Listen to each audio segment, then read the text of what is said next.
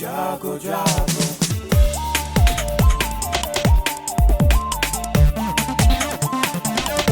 Radio जागो जागो radio जागो 90.4 FM। नमस्कार, ये रेडियो जागो 90.4 FM है।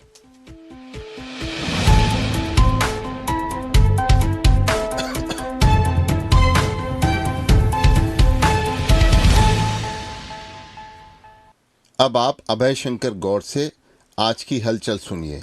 संयुक्त राष्ट्र जलवायु सम्मेलन अर्थात COP28 में राष्ट्राध्यक्षों और सरकारों के प्रमुखों के उच्च स्तरीय सत्र को कल संबोधित करते हुए दुबई में प्रधानमंत्री नरेंद्र मोदी ने कहा कि विकासशील और गरीब देशों को जलवायु परिवर्तन से निपटने में मदद करने के लिए ठोस वित्त पोषण करना चाहिए। उन्होंने पिछली सदी की गलतियों को सुधारने के लिए कहा कि हमारे पास ज़्यादा समय नहीं है। मानव जाति के एक छोटे से हिस्से ने प्रकृति का अंधाधुंध दोहन किया है, जिसकी कीमत पूरी मानवता को चुकानी पड़ रही है। उन्होंने कार्बन क्रेडिट व्यवसायीकरण खत्म करने के लिए ग्रीन क्रेडिट पहल की घोषणा की है। प्रधानमंत्री नरेंद्र मोदी ने कहा है कि कार्बन सिंक यानी कि पेड़ लगाकर और हरित स्थानों को बढ़ाकर वातावरण से कार्बन हटाने की प्रक्रिया बनाने पर सभी को केंद्रित होना होगा। उन्होंने कहा, सभी को इस पहल में शामिल होने के लिए वह आमंत्रित करते हैं। प्रधानमंत्री नरेंद्र मोदी ने कहा कि भारत जलवायु परिवर्तन की प्रक्रिया में संयुक्त राष्ट्र के रूपरेखा को लेकर प्रतिबद्ध है। उन्होंने 2028 में भारत में COP33 की मेजबानी रखने का प्रस्ताव रखा और कहा कि उम्मीद है कि COP28 में आने वाले 12 दिनों में वैश्विक जलवायु कार्रवाई की समीक्षा से सुरक्षित और उज्जवल भविष्य का एक रास्ता मिलेगा। प्रधानमंत्री नरेंद्र मोदी ने कल दुबई में कहा कि भारत ने विकास और पर्यावरण संरक्षण के बीच उत्तम संतुलन का उदाहरण विश्व के सामने रखा है। भारत उन चुनिंदा देशों में है जो ग्लोबल वार्मिंग को 1.5 डिग्री सेल्सियस तक सीमित करने के लिए अपने राष्ट्रीय स्तर पर तय लक्ष्यों को हासिल करने की राह पर लगातार आगे बढ़ रहा है। उन्होंने बताया कि विश्व की 17% आबादी भारत में होने के बाद भी वैश्विक कार्बन उत्सर्जन में भारत की हिस्सेदारी मात्र 4% से भी कम रह गई है। प्रधानमंत्री नरेंद्र मोदी ने कल संयुक्त राष्ट्र जलवायु सम्मेलन में यह भी कहा कि विकासशील और गरीब देशों को जलवायु परिवर्तन से निपटने के लिए वित्तीय मदद दी जानी चाहिए और उन्होंने कहा कि विकसित देशों को 2050 से काफ़ी पहले कार्बन उत्सर्जन खत्म कर देना चाहिए। COP28 में ट्रांसफॉर्मिंग क्लाइमेट फाइनेंस पर एक सत्र को संबोधित करते हुए प्रधानमंत्री नरेंद्र मोदी ने कहा कि बहुपक्षीय विकास बैंकों को न केवल विकास के लिए बल्कि जलवायु कार्रवाई के लिए भी किफ़ायती आर्थिक सहायता उपलब्ध करानी चाहिए। कल उत्तर प्रदेश के मुख्यमंत्री योगी आदित्यनाथ ने अपने सरकारी आवास पर उत्तराखंड के उत्तरकाशी स्थित सिलक्यारा सुरंग में फंसे उत्तर प्रदेश के श्रमवीरों की सकुशल वापसी के बाद उनसे व उनके परिवारजनों से मुलाकात की। प्रदेश के मुख्यमंत्री ने उनका हाल जाना और मुश्किल घड़ी में किस तरह हादसे का सामना किया, यह भी उनसे सुना। सुरंग दुर्घटना में उत्तर प्रदेश के 8 श्रमवीर फंस गए थे। 17वें दिन सभी को बाहर निकाला जा सका था। इनमें श्रावस्ती जिले के अंकित, राममिलन, सत्यदेव, संतोष, जयप्रकाश व रामसुंदर, लखीमपुर खीरी के मंजीत और मिर्जापुर के अखिलेश कुमार शामिल हैं। जीएसटी संग्रह की रफ्तार लगातार बढ़ रही है। घरेलू गतिविधियों में तेजी और त्योहारी सीजन के दौरान खरीदारी बढ़ने से सरकार को इस साल नवंबर में जीएसटी के रूप में एक साल पहले की तुलना में 15% अधिक कमाई हुई है। जीएसटी संग्रह की यह रफ्तार चालू वित्त वर्ष के किसी भी महीने में सबसे अधिक है। वित्त मंत्रालय द्वारा जारी आंकड़ों के मुताबिक चालू वित्त वर्ष यानी 2023-24 में नवंबर तक कुल जीएसटी संग्रह 13,32,440 करोड़ रहा।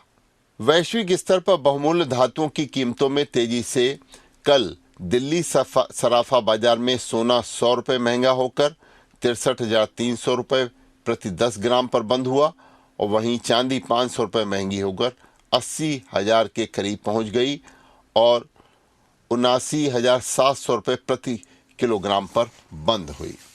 उत्तर प्रदेश में कल मुख्यमंत्री योगी आदित्यनाथ ने विधानसभा में अनुपूरक बजट पर चर्चा का जवाब देते हुए कहा कि प्रदेशवासियों के लिए इस समय कई सौगात की घोषणा की जा रही है। उन्होंने कहा कि केंद्र सरकार की ओर से प्रदेश के 17 मंडल मुख्यालयों में स्थापित अटल आवासीय विद्यालयों की तर्ज पर शेष 57 जिलों में भी ये विद्यालय खोले जाएंगे।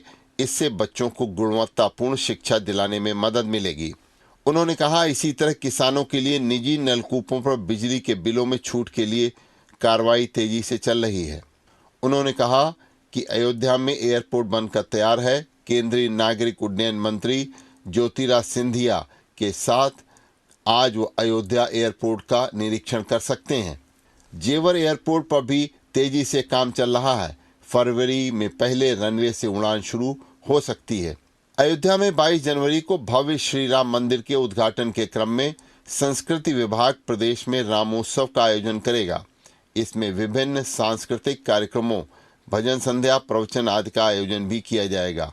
इसके लिए 100 करोड़ रुपए की व्यवस्था अनुपूरक बजट में की गई है। इसमें अयोध्या सहित प्रदेश के सभी जिलों के भजन कीर्तन, राम कथा प्रवचन और रामलीलाओं का मंचन होगा। साथ ही राम कथा और रामायण परंपरा पर आधारित प्रवचन भी होंगे।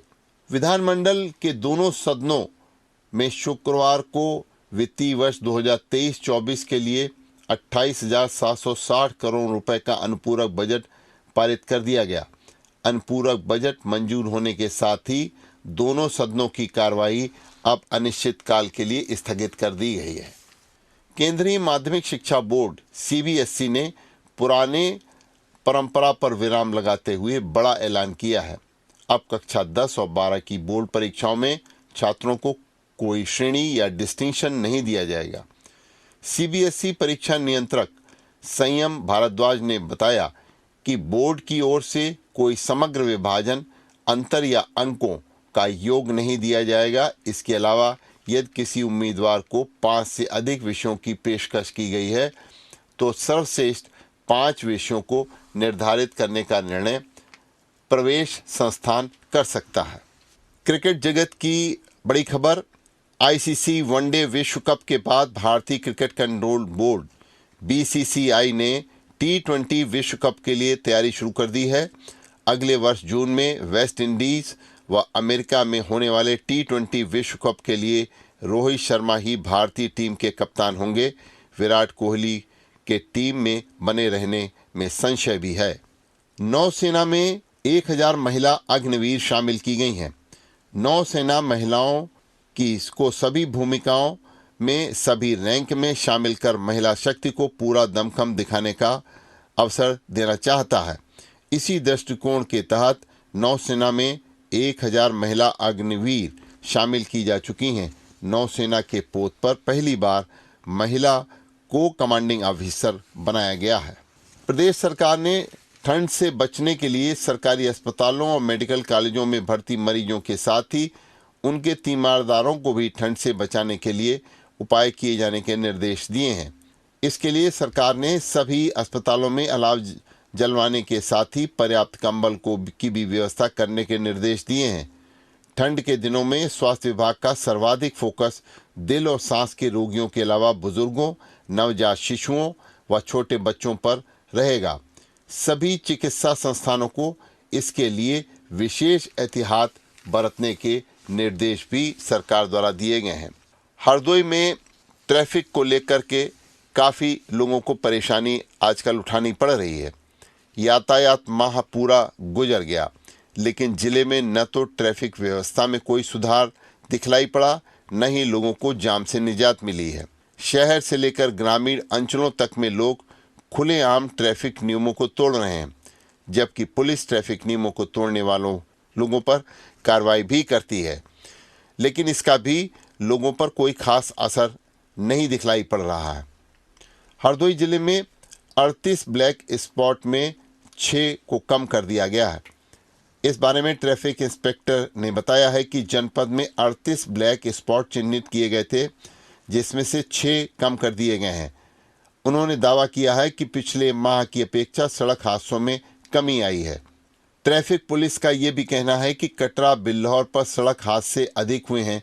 इसके बाद लखनऊ हरदोई हाईवे पर सड़क हादसे होते हैं। ट्रैफिक इंस्पेक्टर के अनुसार यातायात माह में कितने हादसे हुए हैं, इसकी जानकारी अभी पूरी पुख्ता नहीं है।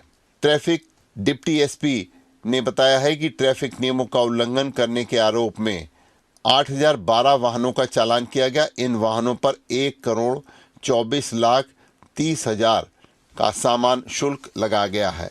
कल मुख्य विकास अधिकारी सौम्या गुरनानी ने टणियावा ब्लॉक के ग्राम नानकगंज केंद्र के कंजलपुरवा स्थित आंगनवाड़ी केंद्र, प्राथमिक विद्यालय सहित विकासखंड सुरसा कार्यालय और गौवंश आश्रय स्थल उमरापुर का निरीक्षण किया, जहां उन्हें कई कमियां पाई गईं। मुख्य विकास अधिकारी को आंगनबाड़ी केंद्र नानकगंज ग्रंट के कंजलपुरवा में कार्यकर्त्री उर्मिला देवी गैरहाजिर मिली। रजिस्टर में 40 में से सिर्फ 8 बच्चे उपस्थित मिले। वजन मशीन, शिक्षण का सामग्री, लंबाई नापने की मशीन सहित कई चीजें बंद मिली। इस पर मुख्य विकास अधिकारी ने जिला कार्यक्रम अधिकारी को कार्यकर्त्री का वेतन रोकने व कार्रवाई करने के निर्देश भी दिए हैं।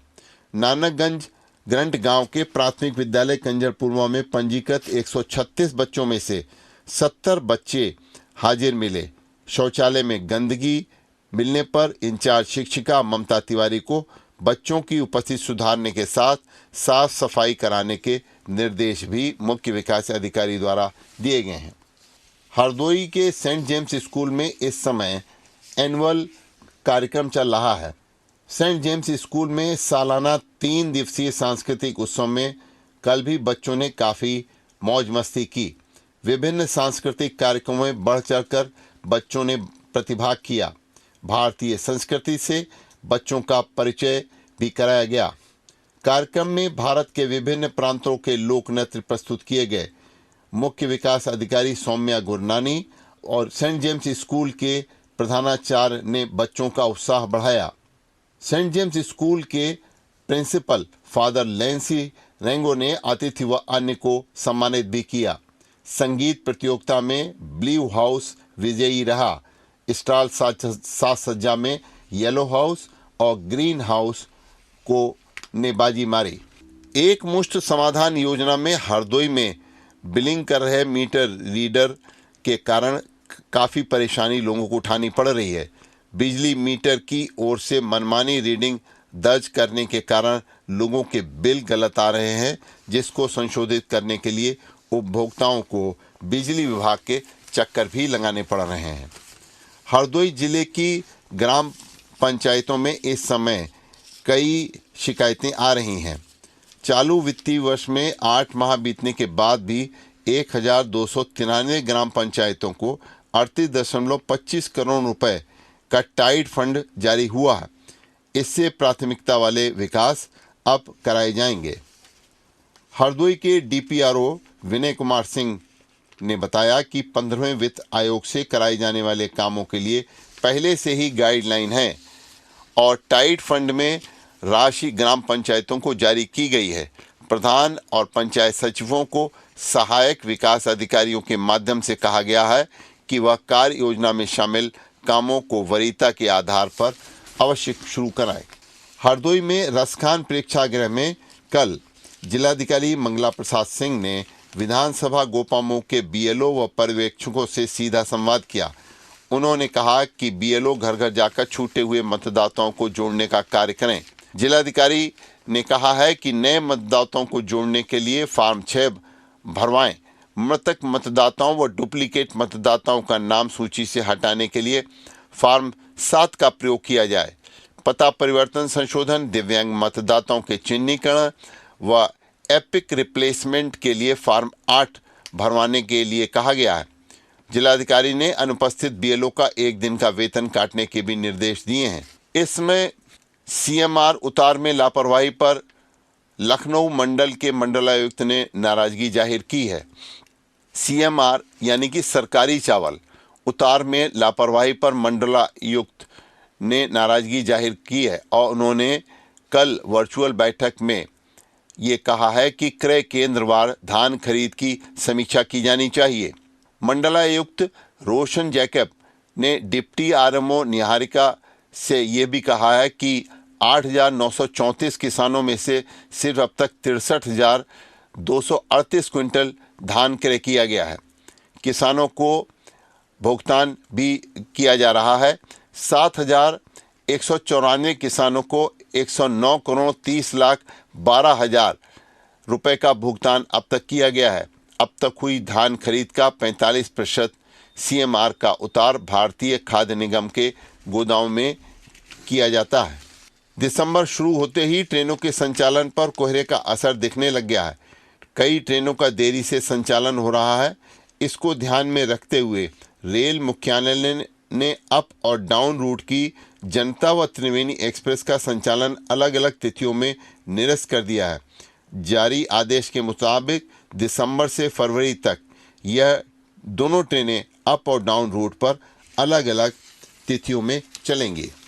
हरदोई में मुख्यमंत्री की प्राथमिकता व गरीब कल्याण से जुड़ी सामूहिक विवाह योजना को लेकर जिम्मेदारों को गंभीर होना पड़ेगा। सामूहिक विवाह योजना के अंतर्गत बेटियों के हाथ पीले करवाने की चाह पर सरकारी कर्मचारियों की लापरवाही भी दिखलाई पड़ रही है।